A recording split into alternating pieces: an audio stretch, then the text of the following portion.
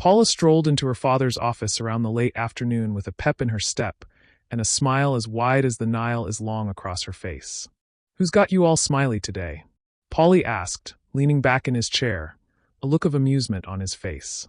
"I'm not a betting man, but I'd bet good money that it's the same person that had her howling at 2 a.m.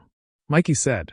Paula punched her little brother in the arm as their father and uncle erupted into a fit of laughter.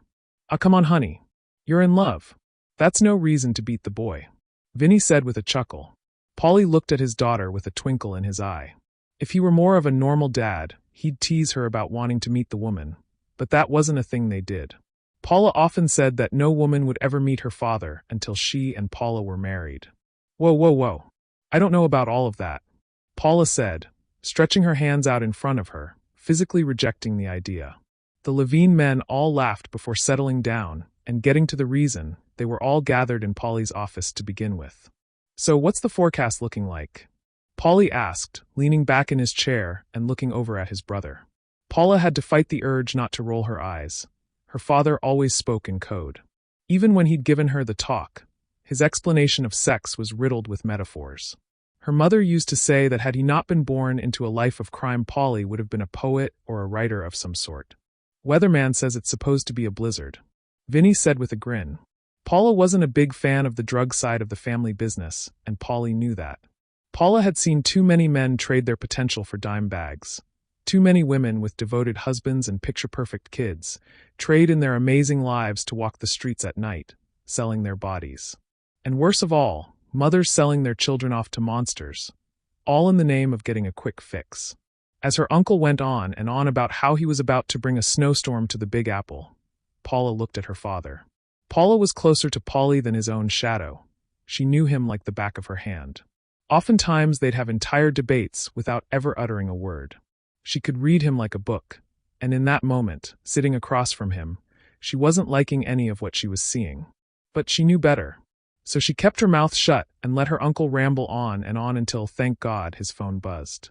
"Ah shit, Paulie, I gotta go. I'll swing by later this evening, so we can finish this conversation," Vinny said, his fingers flying over his screen.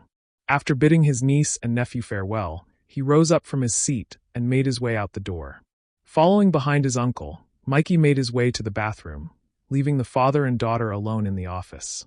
Rising up from her chair, Paula closed the door before turning around to look at her father. "Tell me you're not serious about this nationwide domination crap with Uncle Vinny," Paula said, looking at her father. Paulie leaned back in his chair and looked at his daughter. "I'm thinking about it. It's pretty genius," Paulie said with a smile. Paula felt her stomach churn. Sure, they sold a little weed and coke on the streets of New York, but that never really bothered Paula. Most of their customer base were soldiers looking for an exit from the never-ending PTSD roller coaster, hookers looking to forget the countless animalistic men, and rich assholes just looking for a good time. But what Vinny had just detailed in their little meeting was far beyond anything Paula, her father, and his men have ever been a part of. "Why are you making that face?" Paulie asked, his smile growing dim. "I can't see you," Paula said, shaking her head. "What the hell are you talking about?" he asked with a frown. "You look a lot like my dad, but the things that just came out of your mouth, the things you've just agreed to in that poor excuse of a meeting, my father would never be involved in any of that. My dad has morals and a conscience," she said. Paulie rolled his eyes. "Paula, don't be ridiculous. If the junkies on the street want to get fucked up, then that's on them," he said with a shrug. Paula stared into the eyes of one of the handfuls of men she loved and trusted. The light that lit him up and made Paulie the superhero, the magical man that Paula knew and loved, blew out. Sitting across from him, Paula felt like she was staring at a complete stranger. Paula could literally feel the temperature fall to below freezing.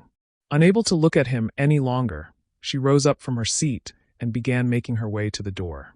"Paula, where the hell are you going?" Paulie yelled after her. Pulling the door on her way out, Paula exited the office. Thanks for watching. If you liked this video, hit that thumbs up and maybe share it with a friend or two. For more LGBT stories, visit the royalbluenetwork.lgbt today.